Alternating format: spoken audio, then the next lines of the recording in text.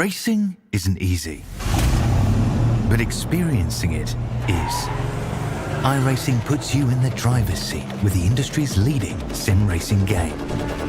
Drive on laser scan replicas of the greatest racing circuits from around the world. Go head-to-head against other drivers chosen by skill-based matchmaking to ensure competitive racing at every level. Compete across all your favorite series.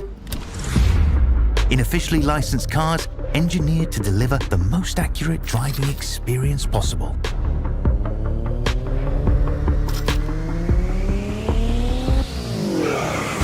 Join a race or host your own with players from across the globe. Race against the computer or in a league with friends. Feel the thrill behind the wheel. Visit iRacing.com.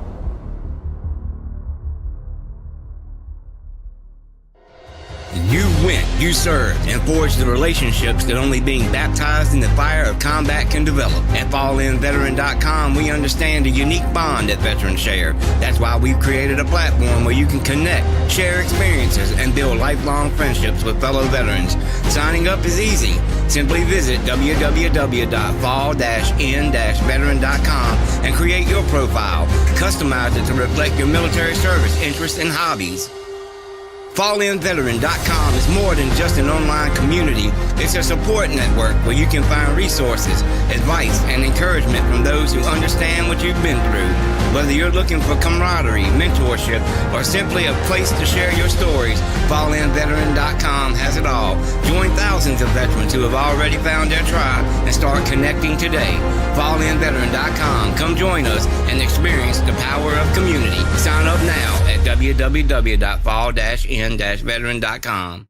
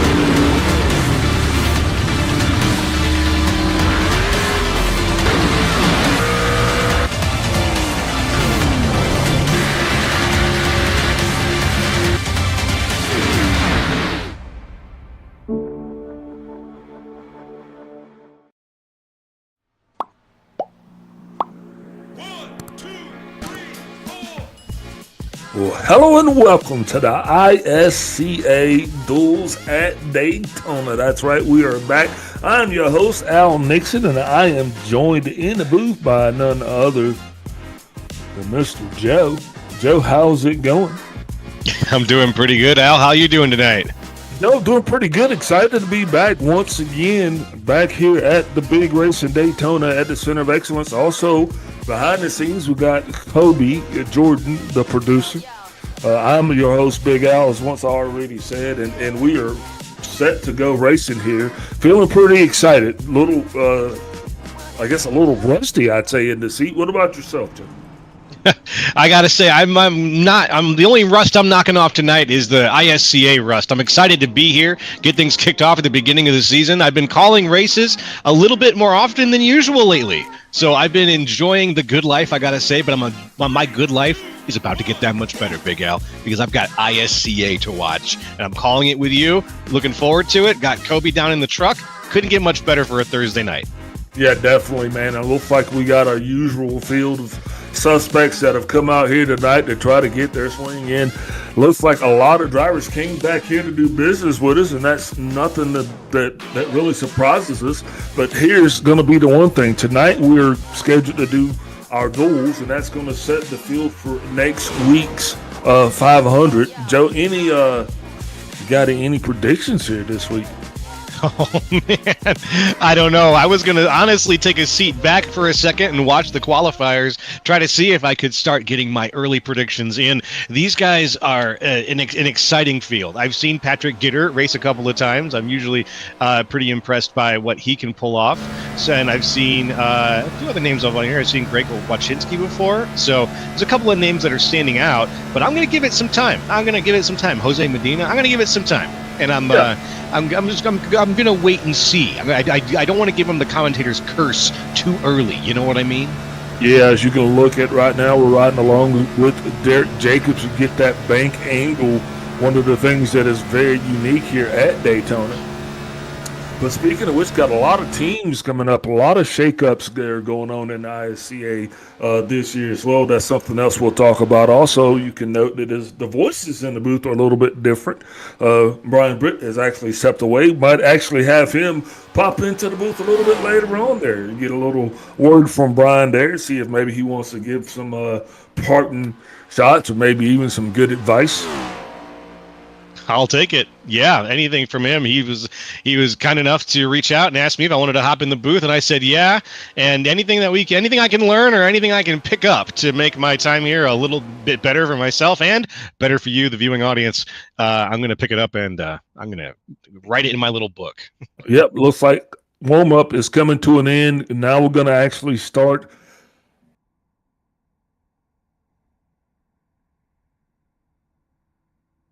Looks like we got the qualifying starting here very soon. The qualifying is definitely, it's one of those things where it's kind of hit or miss, but the qualifying here in the duels is actually going to set the field for next week. The winner of this first duel is actually this is going to set the inside row, I believe, and then the second duel is going to set the outside row. Yep, this is going to be a race to determine how the race next week shapes up. So a lot of it is, like you said, shaking off the rust a little bit. I'm pretty sure this is the first ISCA event of the season. So if there's anybody who needs any rust to shake off, it's not just us. It could be a few of the drivers here too. Daytona is the best place to shake it off, though. I love Daytona. It's probably my favorite track. Yeah. I know for some people it can be hit or miss. If you love drafting or you hate it, I love draft racing. And I'm really looking forward to seeing these guys shake off that rust here and put on some good laps. Right now, eyes are on Jeremy Clapper Newell as he goes out and sets his qualifying time. Yeah, one of the big things is for NASCAR fans, I mean, this is kind of the start of our season. You know, if you do kind of, if you're a cult follower, if you will, and I am just that, Joe. So we start to come awake here sometimes in the first week of February, and that is usually when Daytona is going to be the first couple of weeks. And after that, we're just kind of hooked. We'll be riding along until the fall. I love it. We have a nice long schedule ahead of us. I think we run all the way through October for the ISCA. So it's gonna. I have never followed. This is gonna be the first year, Big Al. This is gonna be one of the first years that I've ever actually followed from start to finish a full NASCAR season. So I'm pretty excited to do that. Well, definitely one thing that you're going to learn is there is a little method to the madness. So as Chris D. Johnson now puts down the fastest time right there, that's not a name that we're not used to seeing on the top of the leaderboard, John Bender. I always got to give a shout out to Mr. Bender there. He's driving that 23 Carolina car, something just near and dear to my heart. He's representing the Sundrop team here tonight, so give a big shout out to John. All right, John Bender. Like to see recognizable names out here as we get the first set of times start to hit the tower. You can see Alex Carr up at the top with Bacon Zelenka. I like that name. Bacon Zelenka in the second place slot there. They're doing sub 50s right now out here. The only two are a handful so far. We got about 6 cars doing sub 50, setting good times here. No one yet has broken. Oh, there we go. Chris D. Johnson breaks the 49.5 mark. It's going to get it done. As now these guys are actually starting to turn their second time, so you're going to start to see those sub 50 second laps start to roll in. Yep. Christy Johnson right now still on top of the leaderboard. That's really good there. Rhett Nichols posted up number 2 spot. So far, that is going to hold. Yeah, that might be a tough nut to crack up there, the 49.3. Greg Carr makes his entrance right there. Good showing for him as he is now actually look that fast. He's in 6th place. Yeah, you blink and you miss it. Here's some information. Sorry, I'll go on. No, good. I was going to just say here while we got it on the screen, here's some information about tonight's race. It's the Thursday Night Cup Series. We got 38 laps ahead of us for each of the duels. Each of the 2 duels is 38 laps, no stages, start to finish. 3 tire sets with the fuel window at 38 laps. We're just going to go straight. It's going to be a sprint to the finish. I like that. Pretty much run what you brung, and that's exactly what it's going to be. Is qualifying is slowly starting to tick away. We're getting down to the wire here. 2 laps of qualifying is all you get, so we've got the final times on the board for quite a few people now, as the rest of them come sliding in to get their final times on the board as well, to figure out where things are going to stand in the first duel tonight. Yeah, it looks like it's going to be Chris D. Johnson. It looks like he's really going to lock himself in on that pole slot there with a time of 49.378. That's going to be the fastest time that we've seen so far. And with qualifying coming to an end, let's take a brief step away, get a couple words from my sponsors, and also the Star Spangled Banner. We'll be right back. Oh, say, can you see by the dawn's early light was so proudly we hailed at the twilight's last gleaming, whose broad stripes and bright stars through the perilous fight. Oh, the ramparts we walked were so gallantly streaming, and the rockets regular amongst birds singing out, yeah, through the night that our flag was still there. Oh, say, does that star-spangled banner yet wave? Oh, the land of the free and the home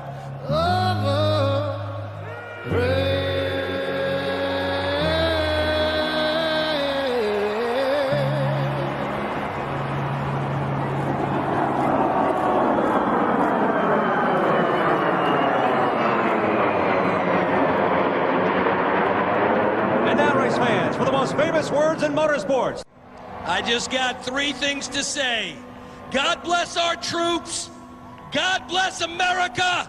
And gentlemen, start your engine!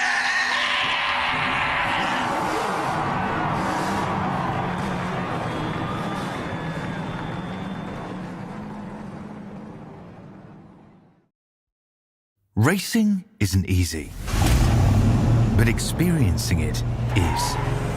iRacing puts you in the driver's seat with the industry's leading sim racing game. Drive on laser scan replicas of the greatest racing circuits from around the world. Go head to head against other drivers chosen by skill-based matchmaking to ensure competitive racing at every level.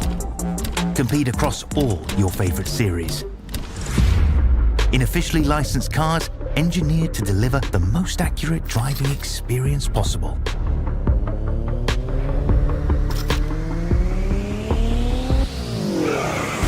Join a race or host your own with players from across the globe. Race against the computer or in a league with friends. Feel the thrill behind the wheel. Visit iRacing.com.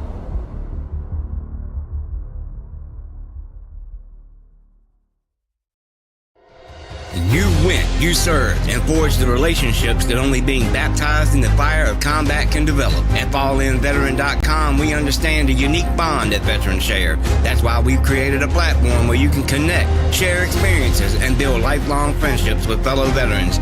Signing up is easy. Simply visit www.fall-in-veteran.com and create your profile. Customize it to reflect your military service interests and hobbies.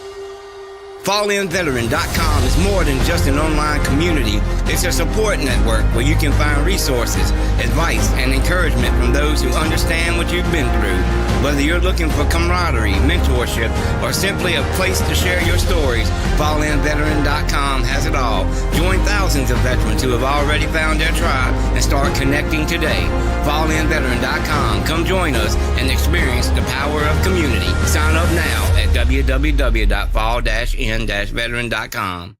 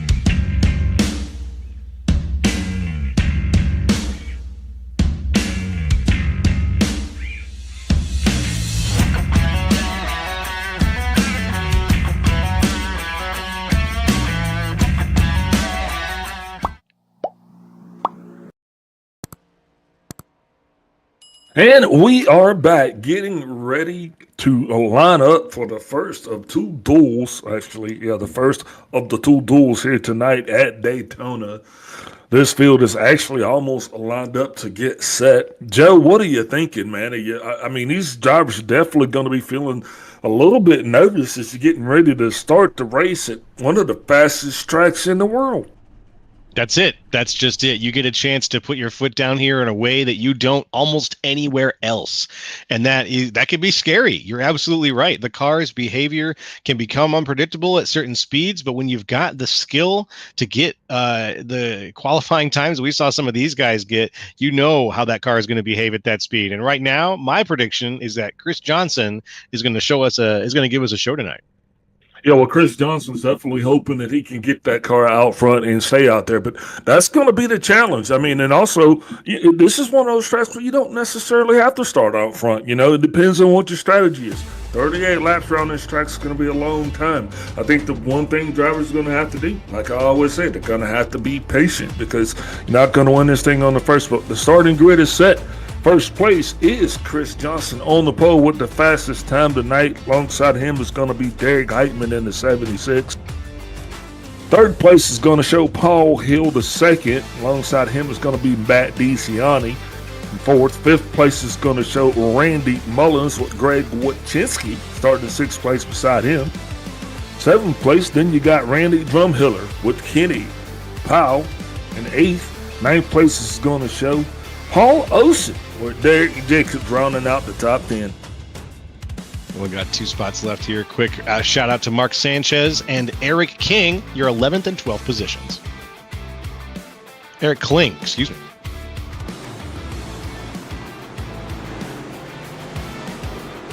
Yeah, Eric, man, another driver starting at the back, but usually he's going to make his way up front. I mean, I'm excited here. We are now one to go. Everything's lighting up on my screen, coming to life over here. You hear the roar of those engines going around. It's got to get your heart pumping a little bit. Love to see it. Love to hear it. Folks, you are in for a show tonight. Call someone, call anyone, call all your friends. Send that link around. They're about to see the best in live iRacing here. So please join us this week and next week. And stick around. You're about to see something amazing. Yeah, definitely amazing. It is going to be. That's 38 laps here. Hopefully, the majority of those laps are going to be green. These guys are going to want to get it tight, keep it tight, because this is not a long race. This race is going to be about the length of a stage. So, you just got to put the hammer down and let her rip. All right, now coming around turn 3. And once that pace car gets down and away and this thing goes green, that is going to start our season here, Joe. And this season is going to prove to be probably a lot different than seasons in the past. Well, as my first official season here at the ISCA, I can say that I'm excited for that. I get to see the changing shape of things and the future of the potential that everybody's got here. That's going to be fun to be around, to stick around for. Yeah, absolutely. Like I said, lights off on the pace car. He's getting ready to get down and away. As we are coming to the start-finish line for the first time in the 2025 season. Green flag is out, and we are racing. Looking good. Everybody 2x2 right now, keeping things clean with Christy Johnson and Derek Heitman still out in front. That two-column look, nice and smooth, going down outside the tri-oval into turn 1. Yeah, as the 4 car gets a little bit high on the outside, looking for him a place, and you're going to see that the 4 cars, he's going to do just that. I'm thinking that's Paul Hill. That's right. Paul Hill looking good, tucked in very tightly right now. Can he? All these guys are holding on to this 2-column. No one wants to give it up yet because this is where you can get that early speed, and one of these 2 columns has got to break at some point. So stick with one. Don't make the move unless you really know that move is to the column that's going to be moving ahead. Yeah, Derek Heitman's moving fast on the outside. He's got Matt DeCiani behind him. They are definitely going to get that run that they need. Dragging along with them comes the 5 of Greg Wachinski. They're going to stay high, actually, as Kenny Powell comes out as well, and that's going to be a 3-car breakaway on the nose, but they're electing to keep the high line, not going to drop down just yet. So I guess that's already going to start to show us that the high line might be the chosen line here at Daytona this year. The 27 of Derek Jacobs going to be right along the outside. I believe that's going to be the 54 Randy Mullins that's on the inside of him. Yep, that's right. Randy Mullins there. Jacobs is just riding that outside groove, though. There's not a huge amount of space here at Daytona to do like 3 wide. So that outside groove, you can use it though, and that looks like the space where some of these cars are living right now. We got the 5 machine. Follow that big run for the bottom line as they actually start rolling out to get in the front a little bit. Also, a big wiggle from the 4 Matt DeCiani there and the 76 of Chris Johnson. Matt DeCiani in the number 4 machine. They are just barely a car length ahead of the 56 of Chris Johnson on the inside. This outside line once again rallying, coming back. The 76 looking at first like he was going to dip down to the inside, but saying no, I'm staying out here with the 4. Going to use that push from Matt DeCiani, and he's going to try to get as far ahead of this line as he possibly can. A little bit of a bump there now. DeCiani is saying, I got you, bud. We're going to go. Yeah, I was actually calling the wrong race, but that's cool. I was actually calling off my ATVO, but I hadn't yet sorted my number, so my apologies to the 76 of Derek Heitman. I gave all your kudos away. You're good. There we go. Now Heitman getting the most much needed bump from the 4-car Matt DeCiani. Heitman tucked in behind 56 of Chris Johnson. Now that I know who I'm talking about, it makes it a lot easier. Right. Johnson making the move up from the bottom line now to the high line. I think he saw that the 76 was getting some speed there. Bump from the 76 now. Chris Johnson still just a rock out ahead of Derek Heitman. Heitman not really making a move. He knows that he's got to stay here. There's nothing on the bottom line for him right now. He needs this top line. The bottom line, though, that little group of 3 moving quick coming up. Yeah, they're going to have enough momentum. Yeah, they're just going to stay patient right down there. They're leading that group on the bottom line. Looks like that is going to be Randy Mullins is going to be pushing Paul Hill in front there. Yep, Paul Hill. And then they got Randy Drumhiller behind them. These guys are actually doing pretty good. That they don't need to be stressed out. They just need to kind of stay down there. I don't think the bottom line is going to be the fast line, but it looks like they're kind of holding together. And 3 cars that looks like to be fast enough to get it done. So, Joe, we're going to start to see that happen probably a little bit more here. Nobody wanting to push the issue right now. Everybody just kind of staying in line. And it looks like coming out of these exits, Heitman's got some speed. Obviously, he's tucked into the bubble. He's got the draft on the 56. When he gets the exit, he gives the 56 a little bump, but the 56 isn't really getting any distance on the bottom line. So I predict that the 76 might jump down in an attempt to use some of that speed because he needs to get out from around Johnson. Well, I think he's using that opportunity once they come off of those turns to just kind of let that car kind of cool off a little bit on the nose. You don't want to get into a situation maybe that thing overheats. You're seeing a lot of good separation throughout the field. These guys will actually start to bring them back in going down the straightaways and kind of get the shove that they need. But right now I think they're doing a pretty good job of keeping everything kind of situated. Now, I'm wondering, though, if that separation is from these guys maybe not being able to get the weight across the nose to actually close those gaps. It's a good question right now. Briefly following here, Kenny Powell in the 24. Back on the front. Back up at the front. Paul Hill has pulled away a little bit. He's falling back now. What I was saying is sometimes and for whatever reason, especially maybe with a diffuser, it'll be a little cushion of air there that might make it seem a little harder to be able to actually get the nose right up into the tail. With this being the first race of the season, that's something that we're all going to be looking for as well. That's true. The shape of the car is going to come into play a little bit here, and the damage model even might come into play with just where and how they hit each other. But we just saw a little mix up there as Paul Hill got out ahead briefly. Chris Johnson lost the lead. Johnson falling back now, losing a lot of momentum here, causing a little bit of a traffic jam as Hill takes the lead by a half a car. Well, these guys are just playing, they got to give a little bit and take a little bit. Right now, it's still early. Just 9 laps of the 38 in the book, so we've got a lot of racing left to do. And this isn't the time to just tear up a bunch of cars, You got to use your head on this one. You can't get excited just because you see a car that's coming with a run. Later on, it'll be different. That'll be maybe the time to drop down in there and kind of stop it. But for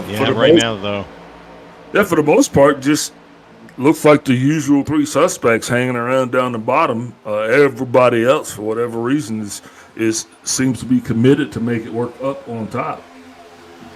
Yeah, that commitment has been paying off. Those 3 on the bottom, we've been going now for about 10 laps here, and we've got another 28 to go. Those 3 on the bottom have got a nice thing going for them. And this has been the group we've seen for at least the last 6 or 7 laps. Nothing has changed. So after sorting things out from the first lap or 2, now we've got 2 sets going, and they're very competitive. Yeah, indeed. But once again, like I said, that bottom line just seems to be those same 3 guys. Now, I'm just waiting to see who's going to drop down there with them and when that's going to happen. It looks like Derek Jacobs might be showing a little bit of support as he is going to run down alongside Kenny Powell. Yeah, we just saw Derek Heitman out in the front move down next to Paul Hill. He almost gave him the squeeze down to the yellow line. Hill now just tapping the line barely. Heitman really squeezed him down there, and I was wondering if he was trying to find a spot to slot in with that pack of 3. Now a pack of 4, actually, as the 27 machine of Derek Jacobs falls in behind that pack of 3 on the inside. We're now seeing that group grow for the first time in, like I said, 10 laps. Yeah, I think Jacobs has jumped down there now, and he's going to see.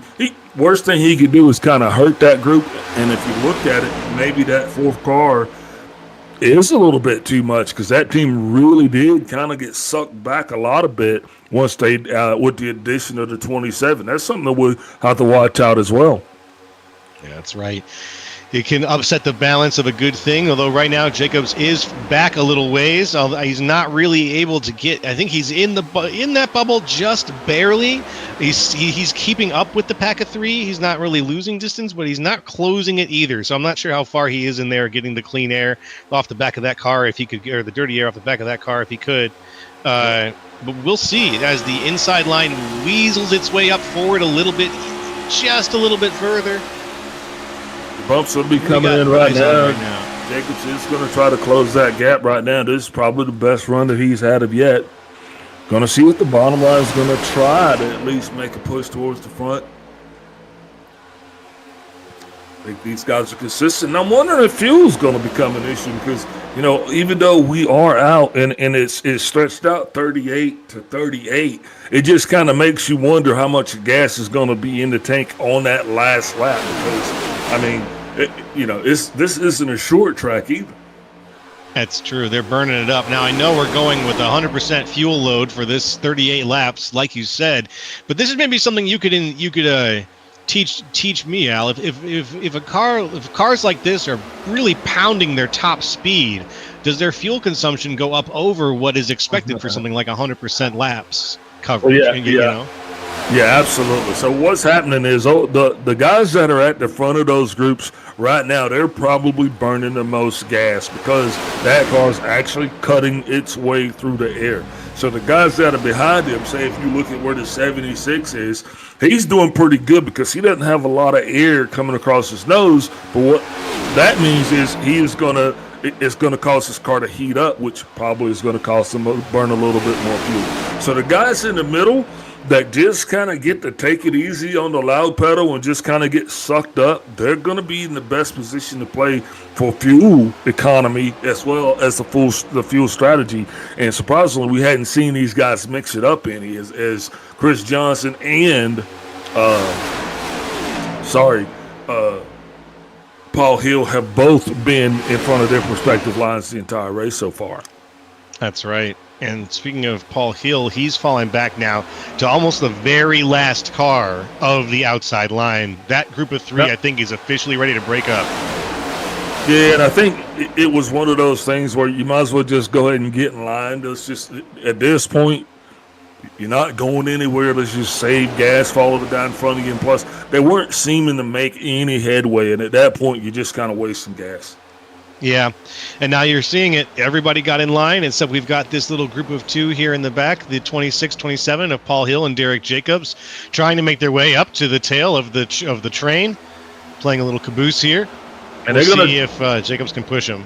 They're going to be doing everything they can to try to maintain that lead car, that lead pack draft, because once you lose that draft, buddy, it's a long day for you. So just keep sliding back, but it looks like they actually are going to maintain that, and that's going to be the best thing. So far, everybody's still aligned. Everybody's doing just fine. Doesn't look like we're losing anybody. I think we got to make this a pretty good race. That's right. I think we might have lost Paul Hill, unfortunately. It looks like his car was vanished off the track, but Derek Jacobs was able to make his way back up into the group, and up in the front, Chris Johnson carries it away. Man, that's unfortunate for Paul Hill if he wasn't actually able to maintain the pack, man. He's going to have a lot of work to make up that time if he'll be able to. I'm not anticipating any cautions here tonight. I mean, this should be relatively caution-free, at least until the end. Yeah. Yeah, I think you're right. Honestly, based on what we've been seeing, these duels, a little bit more than just a bump right now from Heitman to Johnson. That was a side swipe. That was a left hook. Just wanted to comment on that really quick, but I was going to say, I think you're right, Al. I think these guys have got themselves locked in. There's only 12 cars on the field, so we're not going to be running into lap traffic anytime soon. And this is about how fast can you drive your car. And that sounds silly to say it when it's a race, but this is one of those things where if yellows aren't going to come into play, it's pure speed that's going to win the day. Yeah, it looks like the 27 car might have stayed down a little bit too long, as he is going to lose that lead pack draft as well, and that's not going to play well for him. That's going to put the 44 car, Randy Drumhiller. He is going to be the last car back at the end of that fast line. And look who we've got. We've got someone joining us up in the booth here. It's Brian Britt. Hey, Brian, how's it going? Doing fine, Big Al. Doing fine, Joe. Glad to be back up here for for just a moment, just to kind of say bye to all my fans and whatnot. Seems like you guys got a pretty good race going on here at Daytona. Top Groove seems normal to me. How you guys doing? Man, doing pretty good, Brian. Glad that you're actually able to pop up in here, man. And so why don't you tell us what's really going on? Well, I'm just really, really upset with you, Big Al, and I just can't work with you. I'm just playing. No, I'm just kidding. Really, what's going on is I'm gonna be taking, some changes in my life going on to where I'm gonna be getting certified for ministry and stuff like that. So just things are taking more priorities in my life right now. But I definitely am gonna miss the racetrack, and I'll be tuning in every now and again. And hey, might even fill in for some races if one of you guys need it for sure. But definitely want to make sure all my fans, apparently I have them. I did not know that. Kobe had said something about fans. I was like, what? Fans? But well, you got 3 fans in here, my friend. That's for sure. We're gonna miss you up at the booth. Happy to be subbing in for you here, and it sounds like you're off to great things. So congratulations on that big move for you there. Yeah, definitely appreciate it for sure, and looking forward to seeing who's going to win, man. I mean, I'll tell you, duel number 2, I'm really excited about that one. Of course, a lot of people know that I'm co-owner of Team Watson Racing Setups, and I think there's going to be a lot of TWR cars in that duel too, so can't wait to watch it. Speaking of that, there's TWRS, you guys are strong week in, week out, year in, year out. Any big changes or anything we should be looking forward to coming out of that camp this year? Well, I do want to mention that we do have a special right now, or for the foreseeable future, we have a free trial week that anybody that signs up can cancel anytime. So 7 days free trial. So, hey, if you want to try us out, we got some of the best setups on the service, competitive right out of the box. And we're hoping to show off some of that speed here in the ISCA over this season. Yeah, you guys don't just do circle track, right? You guys do a little bit of road racing as well, or am I wrong? That's correct. No, you're right. We're actually going to be having IndyCar setups as well, going to be coming out soon, as well as prototype setups. I do believe we put out a free setup for the Daytona 24 here recently, and it did very, very well. Got several wins. So yeah, no, we do even have some dirt setups on our website that are provided by White Knuckle Speed Shop. So, a lot of different things we have at TWR. So just come out on the TWRS setups or TWRsetups.com, and we might have what you're looking for sure if you're looking to jump into the Discord. Definitely sounds like it, Brian. Looking forward to actually working with you again in the future. Maybe, who knows, you and I might find ourselves in the booth again together here pretty soon, man. But either way, good luck to you in your future endeavors, man. We're excited for you. And feel free to stop back in periodically from time to time and give us an update. Very much will do. Definitely going to miss you guys, and look forward to jumping in the booth again sometime soon. Yeah, you can hang out in the booth tonight if you want to. I might pop in a little bit later. We'll see what's going on. I'm going to go cheer on some of my, or watch the rest of the race with some of my buddies down here in the Discord, though. But good luck to you guys, and hopefully y'all have fun. Good luck to you too, Brian. That's, ladies and gentlemen, that's Brian Britt, a former ISCA commentator now. He's actually moved on to bigger and better things. Joe kind of left you and me up here, but I think I myself also will be stepping down here in a couple of weeks. I believe the Daytona race might be my last official up in the booth as well. Not to try to overshadow Brian, but just big changes coming in 2025. Yes, sir. And I'm here for these big changes. I'm just glad to be a part of it, and I'm hoping that I can bring some energy to the booth that is well appreciated, and in the honor and spirit of the guys who broadcast before me, Brian Britt and Big Al. Yeah, a lot of movement on that bottom line now. It looks like that's going to be the G&G guys that are trying to put together some kind of a move. Yeah, there's a lot of mixing. Yeah, maybe it fell around. And we are starting to mix it up just a little bit. Guys are starting to kind of put themselves in different positions to the fray. That is not really hindered the guys up front at all, as they're comfortably now just starting to get a little bit of a breakaway, but I don't think they're going to go anywhere far. No, not too far. And, they've got a breakaway, but we've got 3 sets of cars right now on the road that are tight enough that they can all make some distance up on each other if they coordinate, if they can stay, pocketed. They're going to be able to make up that speed. Maybe, at the very back, we've got Paul Hill, who needs to make his way up a little bit. Not Paul Hill. We got Derek Jacobs, got to make his way up to Mark Sanchez. But I think if he does, he'll be able to work with that group, and then we can bring this group of now 2 back together. Because I said group of 4, then Greg Wachinski pulled up right behind Matt DiCiani, and now this group of 3 is a group of 2.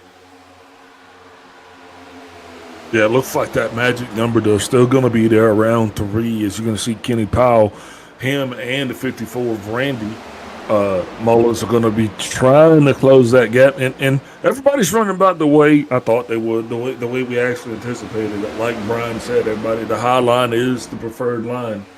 Derek Jacobs, he is falling further back off the pace. Not a good start to the season for him, but once again, this is just a duel. Mark Sanchez also suffering for air just a little bit. We're watching those 2 guys, but don't think it's going to be any factor, though. We're coming up with 13 laps to go in the first duel. Anything that you've seen so far that surprised you? Surprised me? Maybe not surprised me. This has been, like you said, a very clean race so far. So in terms of being surprised, I need to see I need to establish my status quo. And what's happening right now is we're seeing Chris Johnson, Derek Heitman, and Matt DiCiani establish that status quo right before your very eyes. What I'm going to expect from surprises is going to probably end up coming next week when we see these guys all race together at Daytona, and we see the Duel 1 guys go up against the Duel 2 guys. And then we really start to see who can master this track. Yeah, because right now I'm not really seeing anything so far that's surprising me. I would say that. Looks like everybody's kind of, it still takes eggs to make an omelet, right? Yep. And that's what we got. We got some eggs down here. Make an omelet. Let's crack them open. Yeah, well, let's not. Hopefully no eggs will get cracked. It's one of those things like You kind of hope no eggs will get cracked, but it's a NASCAR race. Whoa. So Hey, look, you got to crack an egg to make an omelet. Remember that. So that's true. You we're can't all take that about away. it. Can't take that away. So we'll see what gets cracked tonight in terms of eggs. We had a brief blink there from Derek Heitman. Hopefully his connection stays nice and stable for the rest of the race here. Chris Johnson still leading things as we go into the 10-lap stretch. Now, 10 laps to go. Race. 10 laps to go at these super speedways, Daytona, Talladega. This is when you starting to write things down. 10 laps to go, things actually start to become more official. So you're going to see drivers start to make moves that are really going to count for them. Because at this point in the game, you can't afford to make any moves that are not going to benefit you. And believe me, these guys, every single one of them has a strategy. Trust me on that. Well, that strategy is going to start to snap out and into place here as the group of three in the front. We see a little bit of flagging potentially from Matt DiCianni, but it's going to take more than one of them making a move on Chris Johnson for it to be successful. So whatever slingshot Derek Heitman is planning, you know that Matt DiCianni is going to be right behind him. Oh, yeah, Chris Johnson also has a lot of Paradigm guys back there behind him. But like I said, this is you really, really want that outside or that inside line, but not at the cost of tearing up a car or a bunch of people's feelings. You know what I mean? The 27 car, though, he is eking into the frame, and I don't know, man, that's not a good feeling. I think maybe he might actually become a factor, or he might have to get off the track. We'll have to watch and see how that one plays out. The Dirty Sanchez also slipped out the back door. Gonna have to watch him to see where he ends up. That's right. These cars could be just close enough at a certain point here for us to actually see them come into play. I said earlier we weren't going to see any lap car issues, but I might have spoken too soon. Yeah, Jacobs is going to be in play. Now, how he comes into play, that's going to be the question, and what he elects to do. Stay out of the way. And I'm wondering what happened with that. Maybe they got the wrong setup. I don't know. Maybe he should go sign up for that TWRS special that they got going on. Yeah, the free week from the Team Watson setups. Yeah. Competitive out of the box. He said it himself. Look, and if you got a friend out there or he or she don't have the setup, friends don't let friends race without setup. Send them on over there to that Team Watson Racing and let them get themselves a setup and see how well they can do. Heck yeah, as soon as I get some wheels back under me, I will consider that first thing. Yeah, I'm far too gone to be set up. No matchmaking for this cat. Man, look at the field starting to get back together right now. We're getting thick there all the way from Johnson to Drumhiller. Right now, we're right back where we started with the exception of two. That's once again going to be Jacobs and Sanchez. Other than that, we're lining her up. Let's give a brief shout out to some of the guys who did make some moves during this race, during a bit of the shuffling earlier on especially, and later on.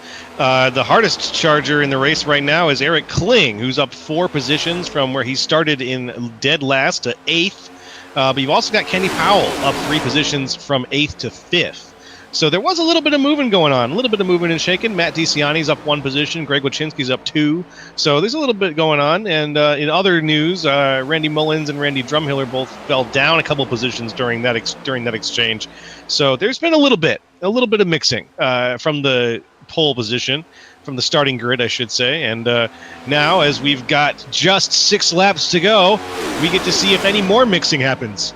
Yeah, the next big marker, in my opinion, is going to be that 5 laps to go marker. 5 laps to go now, guys are they're actually starting to pick the partner. You know what I mean? If you got any of your teammates that around, you want to know where those guys are at so you can kind of start to figure out who's going to go low, who's going to go high. And if we can get together, that's going to be one of the questions because if you look at like Chris Johnson, he's got Derek Heitman behind him, but Heitman might not be the end-all, be-all to him because, like, if Heitman, like you said, decides that he's going to go for it, then we're going to need to know exactly what the 4 car is going to do as well. Looking right there riding with the leader, and you can see the 27. I think he's coming across right at the best time because 4 laps ago, I don't see it. Well, 5 laps ago, I don't think anybody's been making any major moves. Jacobs down on the inside should not be a factor, but let me tell you, everybody is starting to get on their feet here tonight. Yes, they are. Jacobs is going to take the low road, which is the smart move. Stay down on the yellow line. Let everybody pass. Oops, somebody into the wall back there very briefly. A little bit of a wall tap. You don't have that on those big jobs. Yep, it's not going to slow him down any. We're not afraid to tap the ball at Daytona. That's going to happen, trust me. Now, it might happen to the detriment of some guys, especially once we get into that 500. Guys aren't going to want to be weaving and bobbing, bouncing off of that wall, because that would definitely cause damage. We've seen that happen time and time again. 4 laps ago, though, the 56 car, Chris Johnson, still got it pointed in the right direction. Everything's in line, Joe. Doesn't look like anybody's ready to take any chances, but I think that's going to change here once we hit 2 to go. I think you're right. 4 to go. We're getting down to that line you just mentioned. The squirreliness is going to start very soon, and you're only going to have a certain amount of time to build up the momentum you need to make a pass. And so that's the line that we're trying to get down to here. Where is that momentum going to finally click in, and can you hold it? Yeah, where do you think it's going to come from? I think it's going to come from the push of Derek Heitman hopping around and getting a push from Matt DeCiani. I think that's where the momentum's going to come from here. Because Heitman has been in the bumper of Johnson for the entire race. He is ready with the speed to make the move. He's been giving him very polite bumps the entire race so far. But I think he's got him in that position where he's just ready to make the pounce. You don't think he's sold out to be the pusher? Maybe. I don't know if they're on the same team. To be honest, are they on the same team? No, they're not on the same team. But okay. If Johnson and Heitman are on the same team, I don't think Johnson's going to settle here to be the pusher in this situation. I mean, I'm saying they're friends, though. You know. That's true. That's true. If it was me, if I was in second place, would I make the jump at this point, knowing that there might be nobody behind me? No, I would probably stay here and probably take the second. Or at the very least, I would put it 2 wide on the last lap.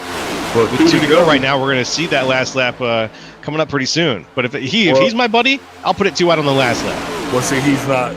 The 76 and the 4 are buddies, but the 76 and the 56 are not buddies. Oh, okay. Maybe like in that case, cousins. Yeah, in that case, I might just go for it because I think that the 4 behind me might have my back. All right, it's going to be one to go at the line, and no matter what, it's about time to break this up. Guys going to have to start to make a dive for it. Going to see how this thing plays out.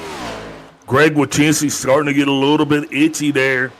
That's the 4, the 76. Here comes the 43, Paul Olsen down to the inside making his run. This is the last lap. This is for all tomorrow. 76 bumps to 56. One more again. Everybody can stay in the line up top. Yeah, there's only 2 at the bottom right now. Everybody else up top still. Heitman on the back straight. Is he going to make the move at this point? Nope. He's going to go for the push still on the 56. The 4 right behind him. Back at the back. We've got it 2 wide, but that's not going to be what we're looking at right now. There comes the move from Heitman. 56 tries to close the door. The 4 comes in there. What a shove from the 4. Is it going to be enough? The 56 bumps the 76. Here comes the 5 on the outside. Greg Wachinski taking it high. We got 56. Looks like it's a G&G 1, 2, 3. Greg Wachinski, ladies and gentlemen, your dual number winner.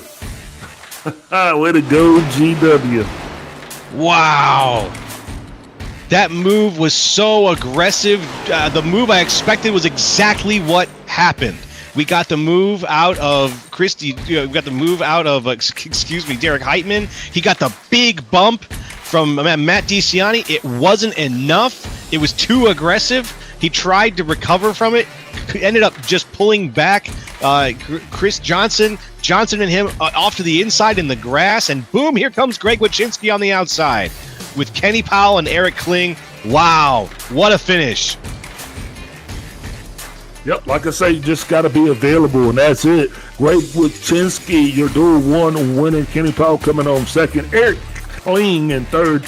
Matt DeCiani comes across 4th. Paul Olsen 5th. 6th place, Derek Heitman. 7th place, Chris Johnson. 8th place, Randy Drumhiller. 9th place, Randy Mullins. Mark Sanchez. And 10th, Derek Jacobs and Paul Hill the second.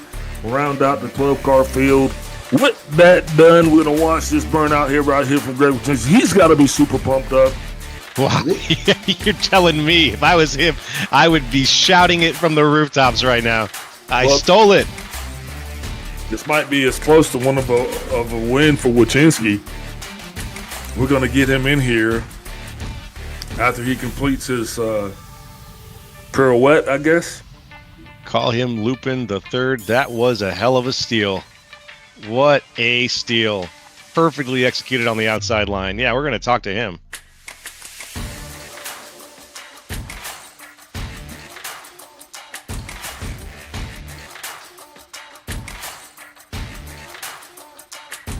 Yeah, I'll go ahead and grab him. I'm going to... Hey, Greg Wiczynski, Big Al up in the booth. You got me.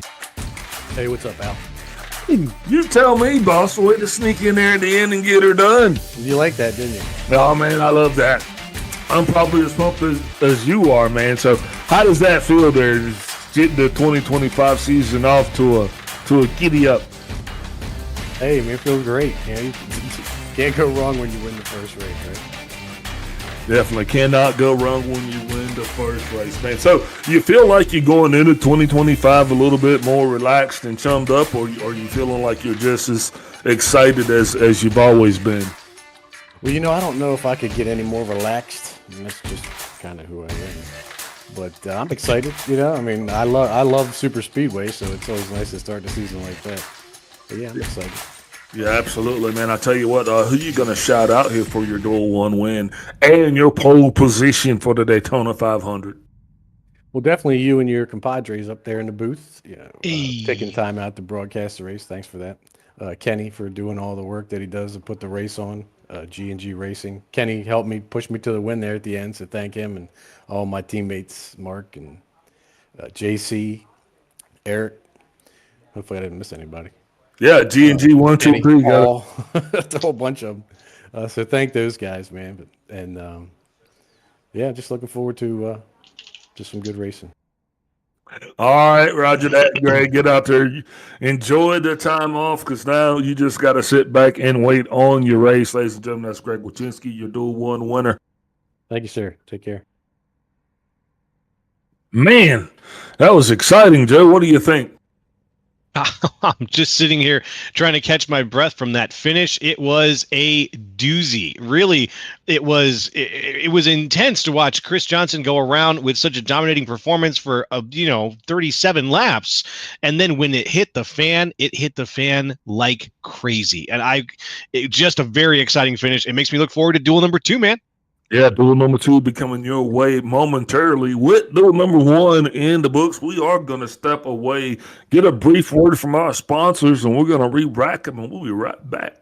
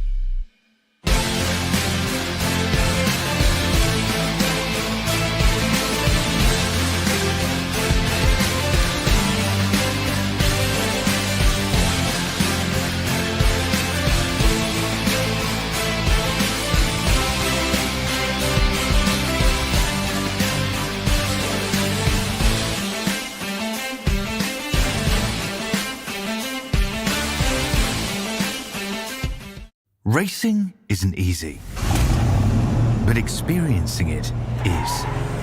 iRacing puts you in the driver's seat with the industry's leading sim racing game. Drive on laser scan replicas of the greatest racing circuits from around the world. Go head-to-head against other drivers chosen by skill-based matchmaking to ensure competitive racing at every level. Compete across all your favorite series.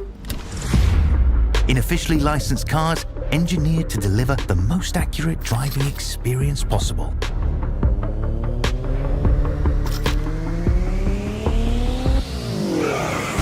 Join a race or host your own with players from across the globe. Race against the computer or in a league with friends. Feel the thrill behind the wheel. Visit iRacing.com.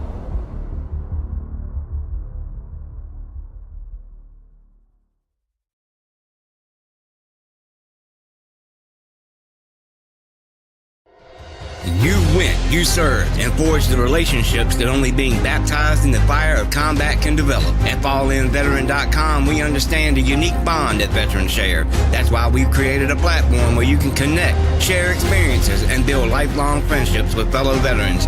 Signing up is easy. Simply visit www.fall-in-veteran.com and create your profile. Customize it to reflect your military service, interests, and hobbies. FallenVeteran.com is more than just an online community. It's a support network where you can find resources, advice, and encouragement from those who understand what you've been through. Whether you're looking for camaraderie, mentorship, or simply a place to share your stories, FallenVeteran.com has it all. Join thousands of veterans who have already found their tribe and start connecting today. FallenVeteran.com. Come join us and experience the power of community. Sign up now at www.fall-in-veteran.com.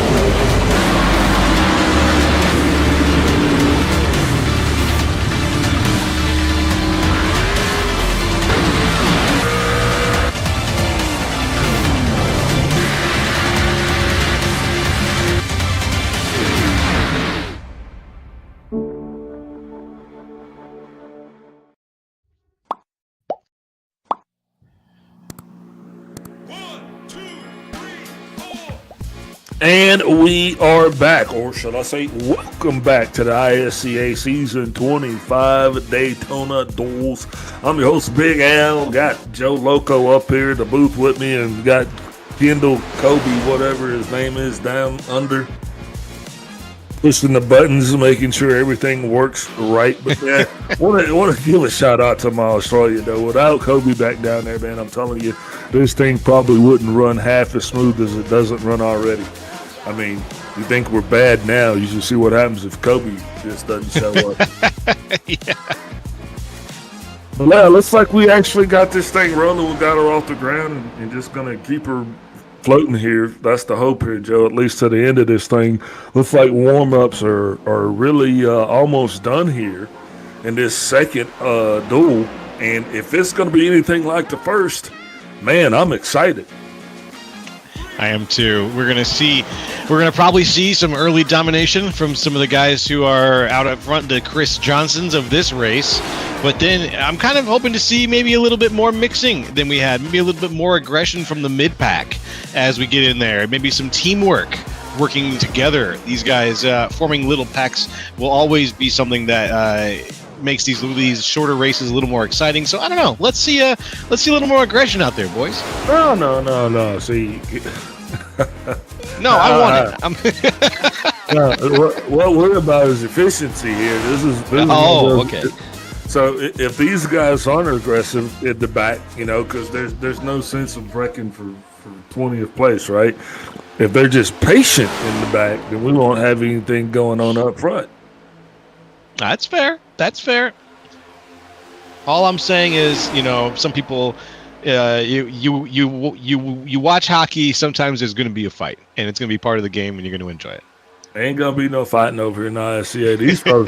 These folks pretty laid back. As a matter of fact, Kobe's got one of them blood pressure monitors on one of these guys, and he says this fella's so chill he thinks he's about dead or falling asleep. Well, that's some fun technology. We'll have to put that on display here very soon and get more heart monitors up and keep track of how these guys are feeling during these races. Yeah, we got old Matthew Sisna dialed up down there. We'll see what his ticker's doing. But, man, look at these guys fanning out down there. I'm starting to see some different names here, and I can tell you just what I'm seeing across my screen. I can guarantee you this second race is probably going to be a lot different than the first race because, ladies and gentlemen, I'm telling you, it's some heavy hitters down there. As far as the ISCA goes, I mean, we got the Muhammad Ali's, the Mike Tysons. I mean, those are the guys that are coming up, the Wayne Gretzky's. I mean, we're bringing in the ringers, baby. It's gritting. Go ahead. I was going to say, it's what I love to see. All right, gritting is underway.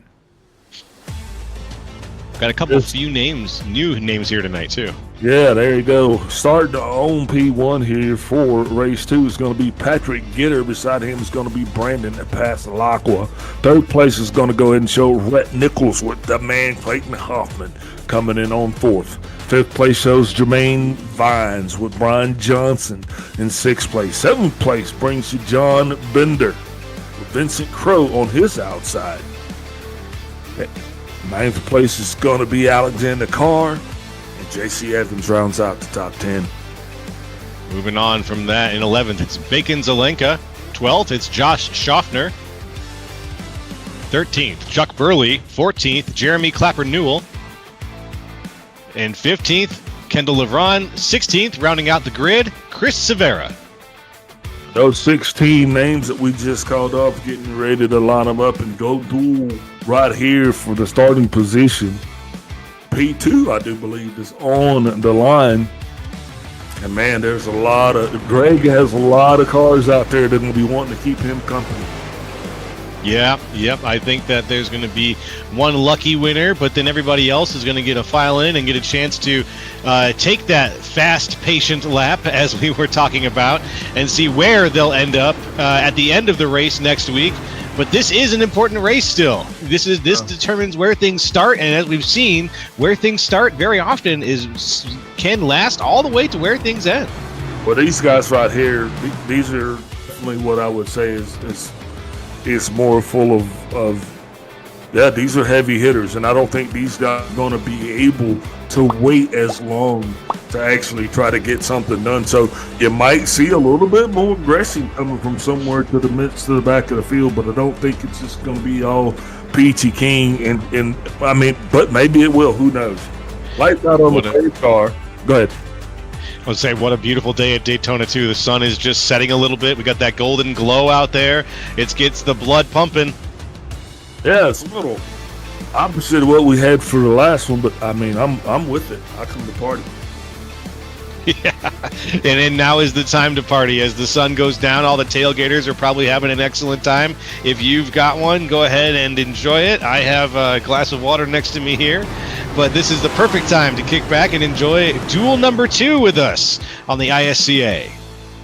ISCA going to be down and away. His lights are off. We'll be waiting on those drivers to enter the Geico restart zone for the second time tonight. And once they do, and the membership of my little Brian Britt buddy, they're going to hit that loud pedal. Here they go coming in. And the green flag is out. We're racing. Patrick Gitter has the hammer down, and Clayton Hoffman is doing everything he can to push the high line. He is pushing Brandon Pasalacqua, trying to get him out to the front. This push is not over yet. They are still pushing. Bit of sliding going on there from the 92, Clayton Hoffman, but he's keeping it in behind Pasalacqua, who now has the 21 in front of him. Gitter abandoning the bottom line, moves to the top. Yeah, that top line is going to be the dominant line, and that's the reason why that 92 is trying to shove that 6 out there like he was.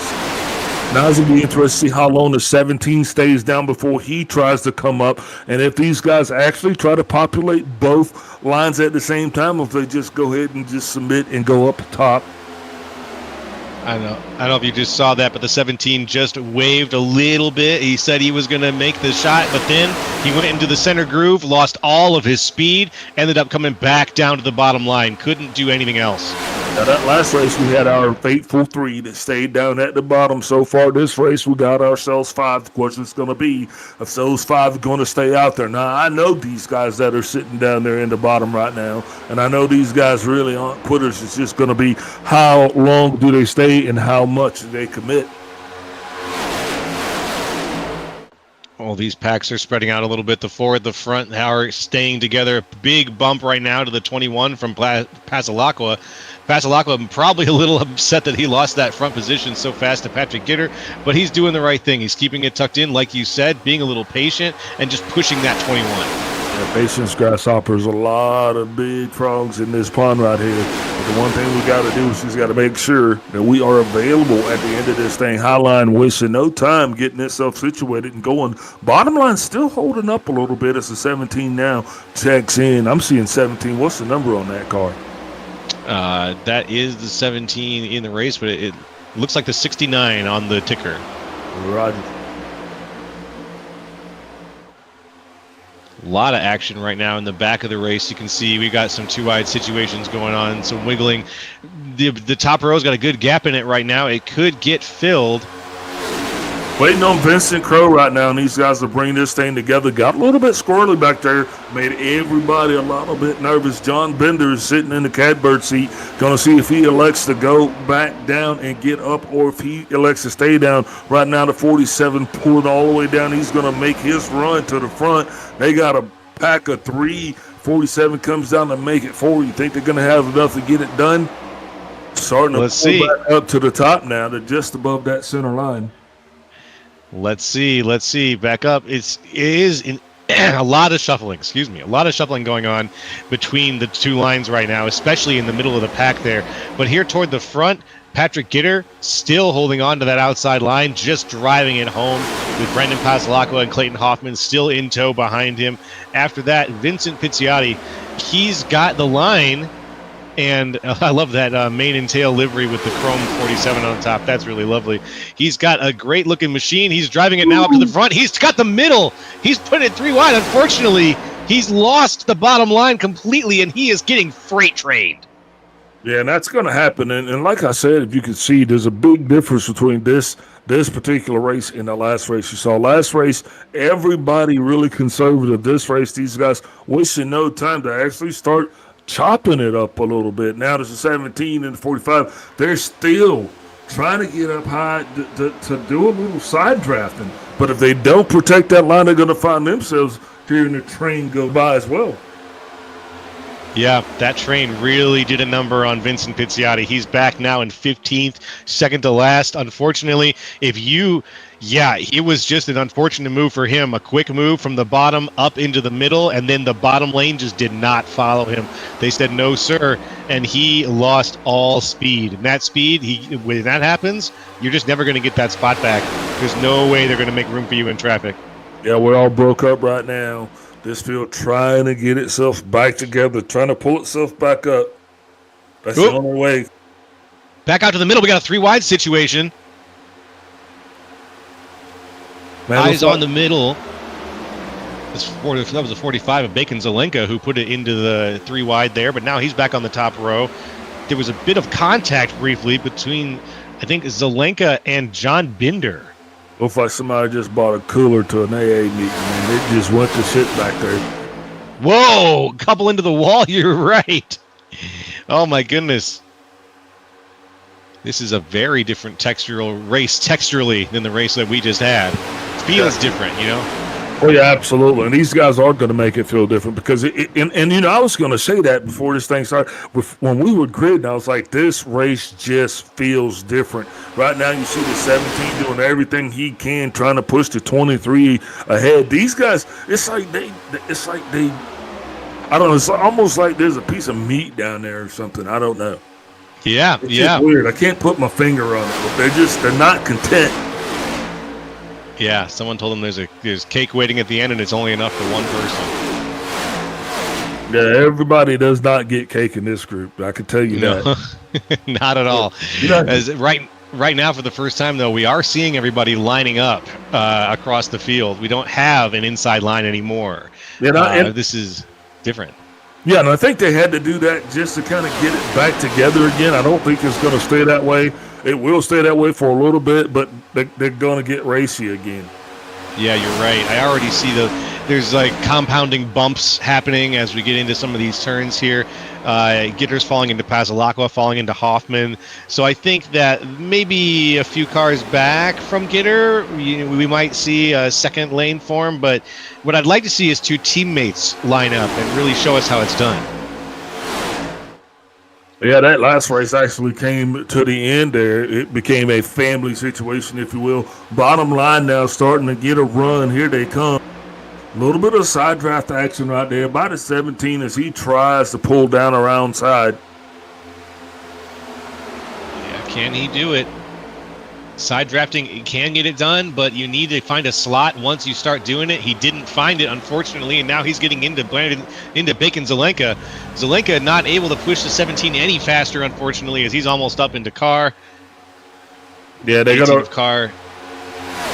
They got to run into that. It's just that stag to hit that wall, and suddenly, you can't go any faster. They kind of got to break up the bubble a little bit, if you will.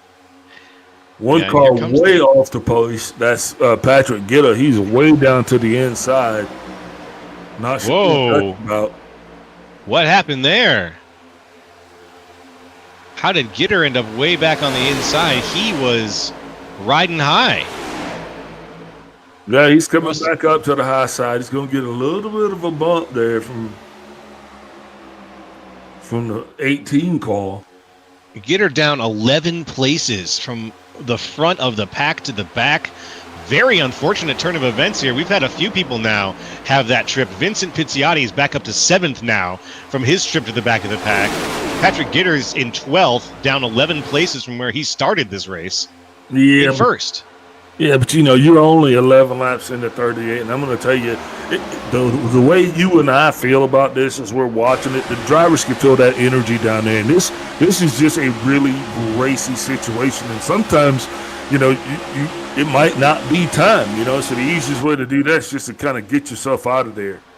Yeah, we've got some squirrely action right now, though. It looks like J.C. Evans is just out a little bit ahead of Josh Schaffner. Rhett Nichols on the inside in the 17 machine, the Now TWRS machine. We've seen Gitter actually go back and actually kind of seal his fate a little bit. Hopefully his luck will fare out a lot better tonight.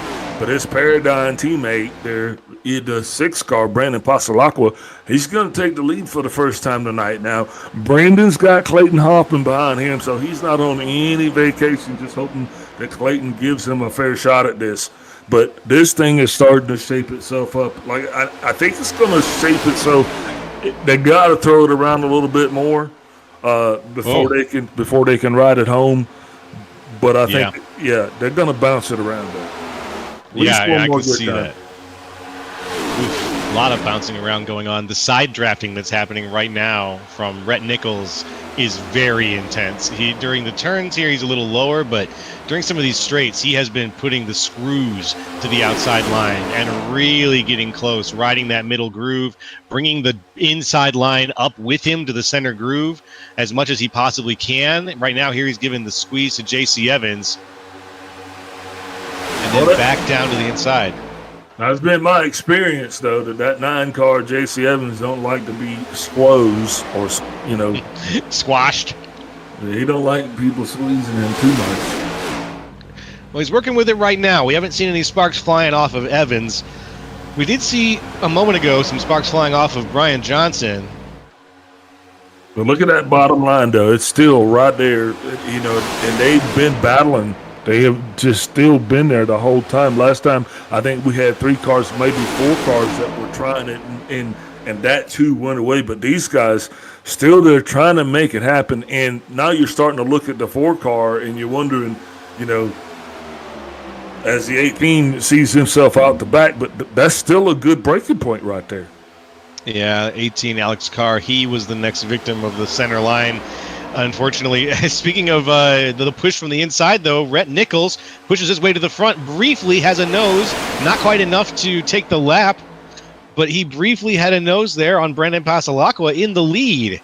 So there's some energy there, and it looks like he tapped into it, but whatever it was, that energy is going to need to be re-tapped into as he falls back quite a good deal, back to 7th from 1st in half a lap.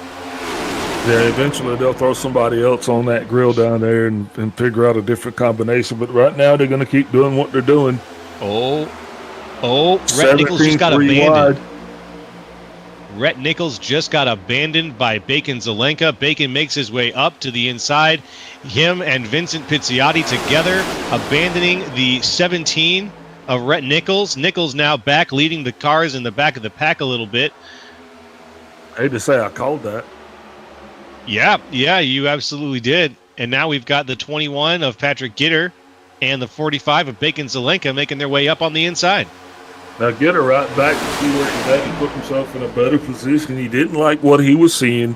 Went back, regrouped, and now here he comes marching back up again, just proving that it can be done. Oh, we got some action in the back. That's not action. That's a disaster right there. We got the... Woo! Almost 4 wide there briefly as it looks like Bacon Zelenka is going to fall back. And Vincent Pizziotti was the next victim of the center situation, the 3 wide situation. Anybody who's been trying that tonight has been utterly chewed up by the pack, and you just cannot go out without support. And it looks like Pizziotti took his shot. No one followed him. He lost his position. Now he's in the back of the pack, or he's in the back of the overall pack. I don't even know what I thought about that. I'd been silent ever since it happened. I appreciate you for covering for me. It's all good, man. Yeah, this has been it. We've seen the 2 columns form, and then someone from the column misreads the cars behind them. Someone on the inside misreads the cars behind them, tries to make a move, and they just get abandoned. And that's why we're not seeing it.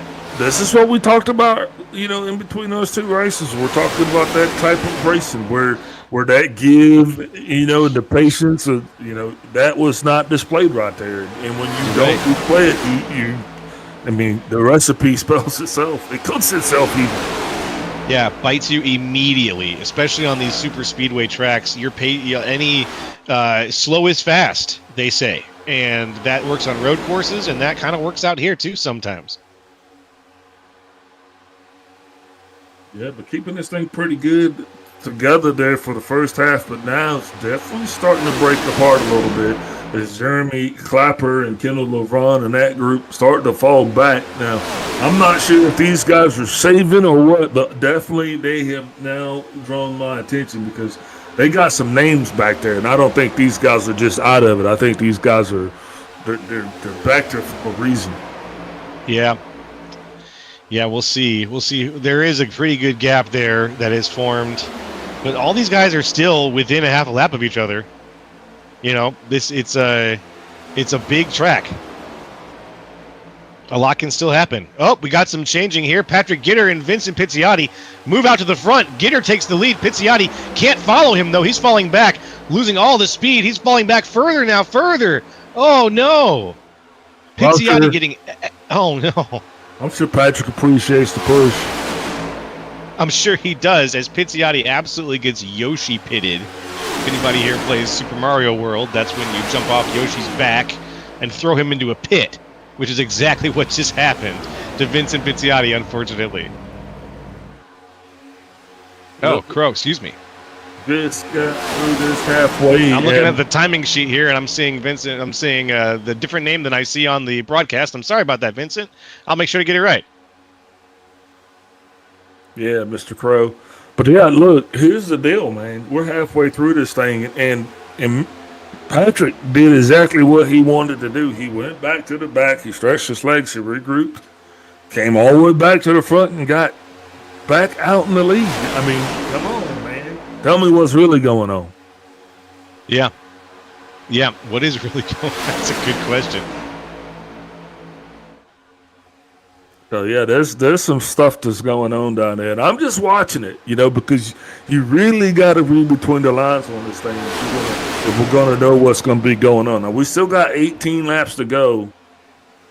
Bottom line now, down to 3 for the first time. Lights are starting to come out. I think a lot of these teams have starting to settle in on their strategy, if you will. But you know, like it's like Mike Tyson says, everybody's got a strategy till they get punched in the face. That's true. That's true, and I think he's right. I think he's onto something. Let's get back to how things are going right now. We got Gitter still out in front. Pasalacqua second. Hoffman still sitting comfortably in third. He's barely moved this whole race. He moved up a position. And on the bubble for the top 10, we've got Vincent Crow, Rhett Nichols rounding out the top 10.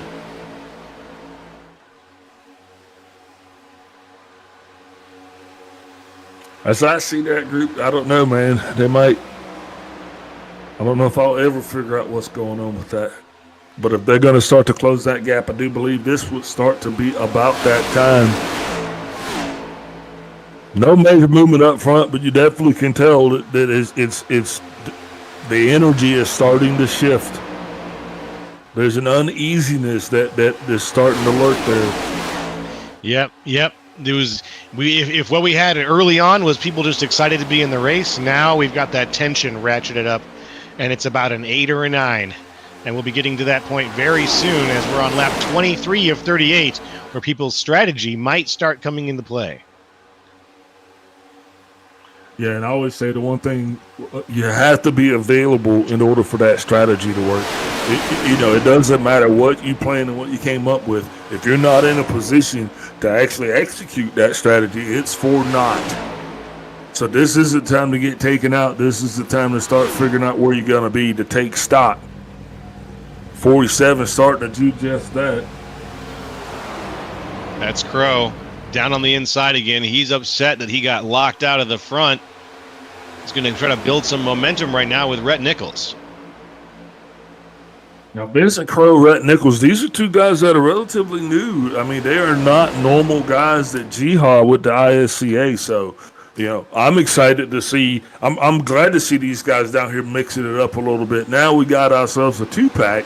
I don't know if 2 cars are going to be fast enough. They might. I mean, I don't know. That's something we hadn't seen. We hadn't seen anybody try to do it in a tandem here. We haven't yet, but it looks like, honestly, Crow and Nichols are putting on a pretty good show. And while we're talking about new drivers, I definitely want to give them their proper pedestal for a second. Rhett Nichols, Vincent Crow, those are two of them. We also want to shout out to Jermaine Vines, Jeremy Clapper Newell, and Bacon Zelenka. They are all new.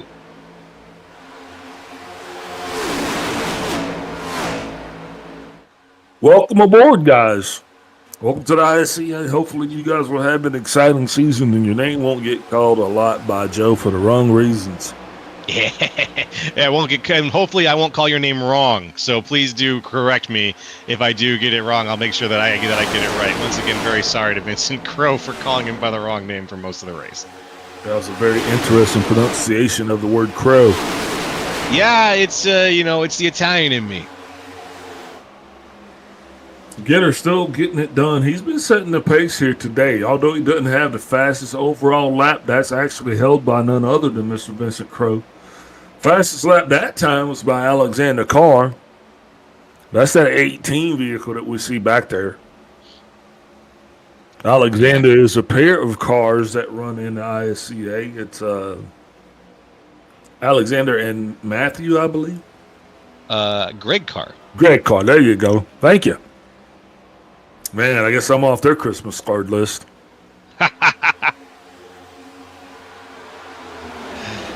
Yeah, we got the cars racing and beautiful matching livery too. Yeah, right. Got a couple of teammates here lined up, scattered out throughout. Right now, everything up front is just a little bit of a hodgepodge.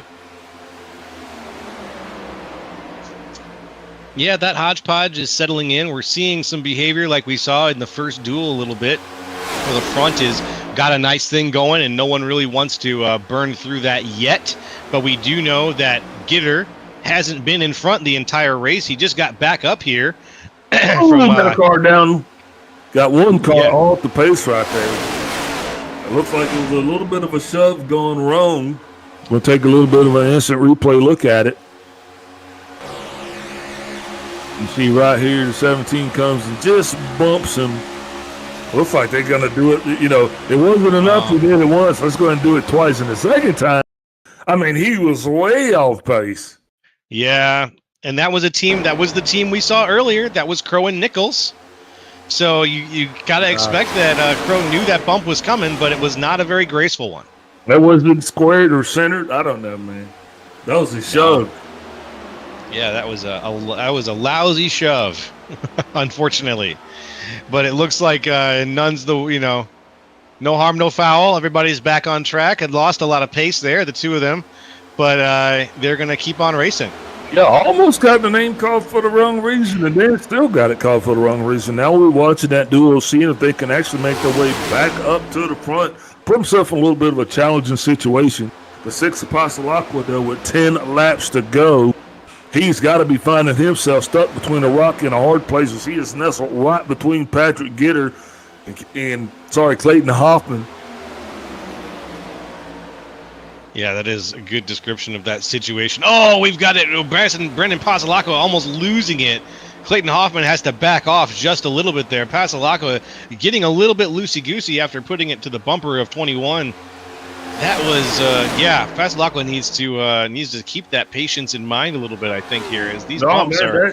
That's probably the worst seat that you could be sitting at in life right there, is being between Patrick Gitter and Clayton Hoffman on a bigger speedway. Are you kidding me? I wouldn't want no parts of that. Well, that's a situation that Pasalacqua is going to have to live with at least until we get closer to the last lap here. 8 to go now. He's about the most qualified person down there that I could see that could be in that position right now, and he's going to have to show us what he's going to do with it. There's 8 laps to go. Remember, 10 you come up with the plan, 5 you start to find your dance partners. Right now, Brandon's showing a little bit. He's right there. He's got more than enough speed to get it done with Gitter. We've seen this happen time and time again. These guys, these 3 guys, top 3, 4 guys, no strangers to each other, not at all. J.C. Evans even up here tonight. He'll be representing his team. Now, that G&G, those guys actually had a strong showing a little bit earlier in the first duel. But tonight, J.C. Evans is actually representing those guys. So he's the first one up in 5th place. Got a couple Paradigm guys there floating in the middle. Just a few. Nice, nice. But now looks definitely, like yeah, it's time to squeeze it a little bit. I agree with that. Just in time, we got ourselves a little bit of lap traffic. Now, he's coming at the right time, Joe, because I think if he would have been coming just a little bit later, that would have probably got sporty. Another lap, and that's a different situation. No, we're still good. We got time. Yeah, from the lap traffic, and there he goes. That's Chuck Burley down a lap now. He's going to go ahead and play it cool, try to tuck himself in and get in the bubble and just enjoy the rest of the race at this point. And that's what we're doing here, man. For these guys, they're going to make it sporty for us. It's going to be exciting. We know that. That's what we come to expect. But right now, ice water. I would love to see if Cisno was down there, if he had his little heart rate monitor on right now, because this is what we would like to see. But these guys have got to be cool and calm. They got to be just like the air right now, because they know that going into the last couple of laps, they're going to be setting their seasons up here, man. So they're not just setting up the last couple of laps of this thing, but they're actually setting up the beginning of their season, because if nothing else, this is for pit position. Yeah, true. And this can be a hard hole to crawl out of if you don't have a good position at the start of these kind of seasons. So this is all the more important. Yeah, this isn't something you just want to throw away at the end, and because that's the difference between getting a top 10 pit stall to something that's kind of way in the back and kind of crazy. A lot of bumping going on right now between Pasalacqua and Gitter. That bumping sorting itself out now here on the outside. This pack of about 10 cars here at the lead. Coming across and getting ready to make it 5 to go pretty soon here at Daytona, the ISCA's first event of the year. Now, these guys in the back really got to concentrate, because if they're going to want to have any shot at this, they got to close that gap. So be watching guys like Josh Schaffner. He's got to get up to J.C. Evans. You need Brian. Brian Johnson's got to close the gap.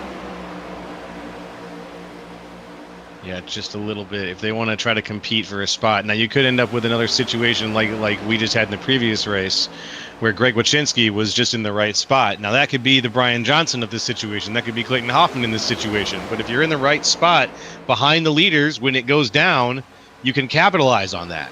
Well, believe me, you got somebody back here right now that's just waiting to get catapulted up front.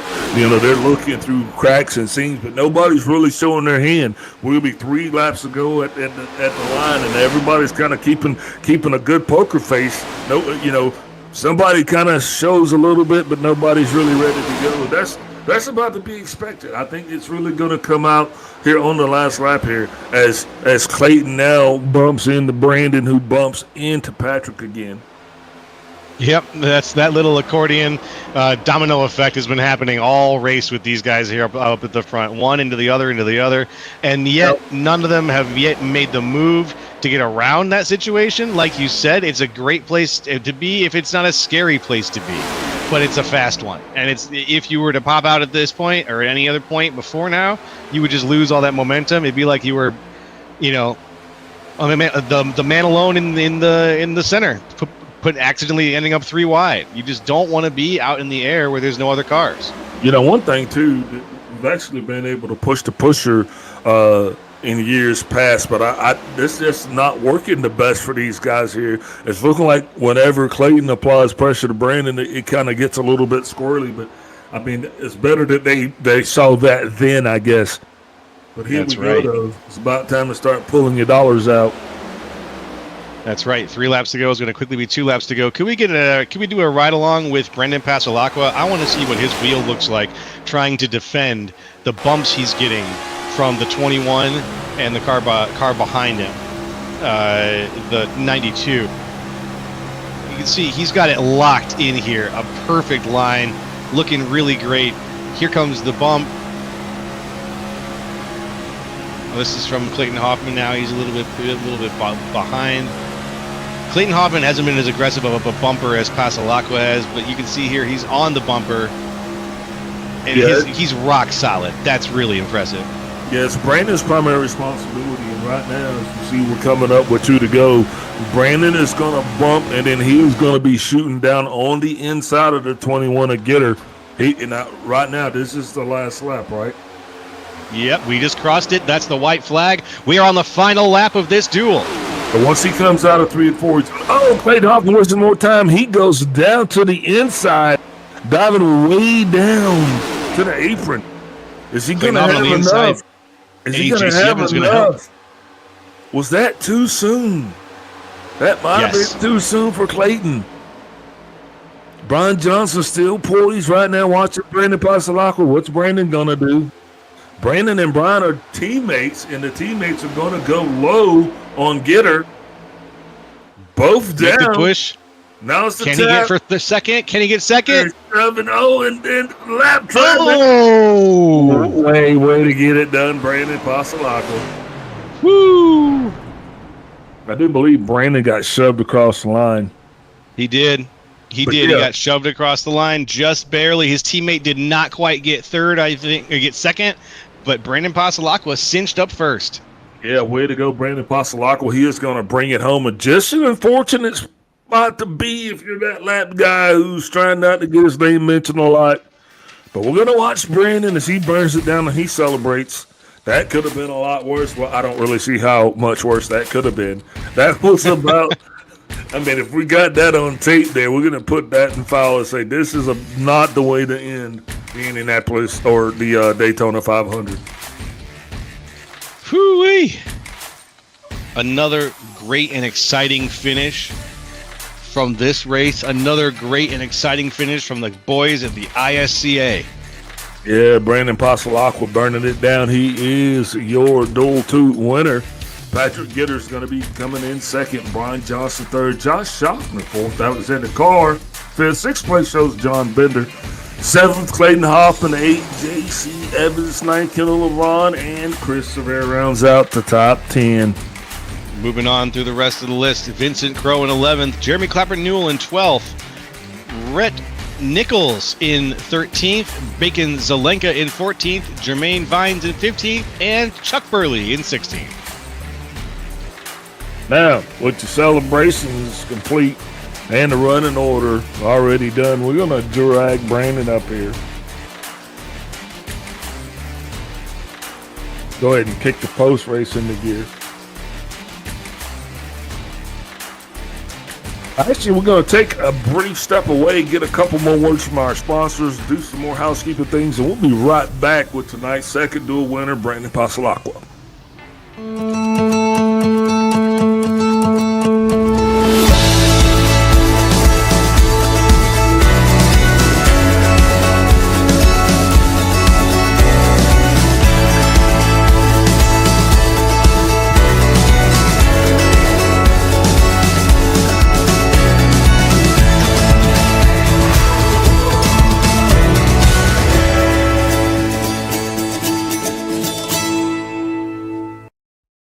Racing isn't easy, but experiencing it is.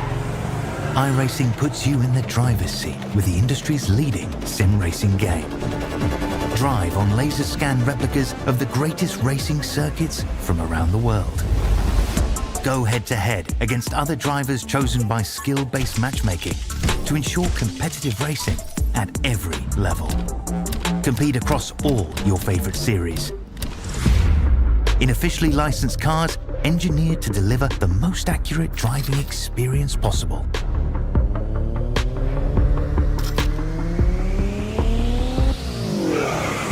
Join a race or host your own with players from across the globe. Race against the computer or in a league with friends. Feel the thrill behind the wheel. Visit iRacing.com.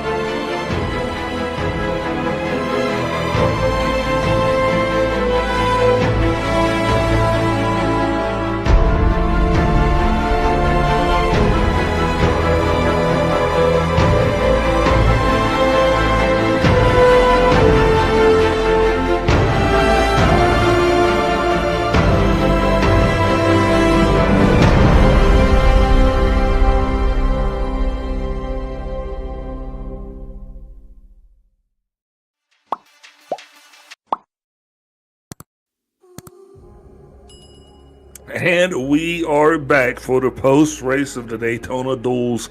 Man, what a race it has been. We are joined in the booth by none other than Brandon Pasalacqua, your Duel 2 winner. And I tell you what, I'm going to let Joe handle this one. Joe, take it away. You got it. Brandon, congratulations on that Stage 2 win. How do you feel at the end of that race? Hey, Joe. Good, man. It was good to be back racing. I haven't raced these cars in about 3 months, so it was good to get back on the track with a lot of guys in the league. And it was a good time. And I was fortunate to get the win, so we'll take it. Absolutely. You had an incredible run there. The battle between you and Patrick Gitter holding on to first for a lot of that race really came to a head, though, at the very end. When did you make the decision to make the move? Yeah, we thought about it on the first lap. We knew that, unfortunately, Patrick and Clayton didn't have teammates in that last race, so we with Josh, Brian, and I, we had an advantage there. So we thought about there, and then as the race went on and Patrick fell back, we tried to change up our game plan, and then we came up with that last one with about 4 to go. So it was fortunate for us to have teammates, and that's the reason why for the win and the good finishes. But it was a lot of fun racing. Yeah, with that teammate push, that really got you the exact amount of momentum that you needed to go flying across the line for what it was probably the most one of 2 exciting photo finishes that we had during tonight's race. So again, congratulations there. That puts you in an excellent spot for next week's race at Daytona. You're going to be out in front. Are you excited for next week? I would be, but I'll actually be at the Daytona 500. I have a buddy that's got a bachelor party down there, and I'm also helping with an ARCA team. So, it was good to get some points here today and have a good run. So I'll take it, and then I'll just come back for Atlanta. All right. Yeah, we know what I would say. There's no substitute for the real thing. Exactly. So, glad you're going to be down there having some fun. We're going to miss you, but we will have you here in spirit in the second place slot, and we'll see you racing again here real soon, I'm sure. Is there anybody you'd like to shout out to or give a little thank you to tonight? Yeah, absolutely. Just want to give a shout out to my guys at Paradigm. We didn't put any work in the off season. We were racing sports cars in the Cadillac GTP. We were fortunate enough to get the win at the 24 Hours of Daytona.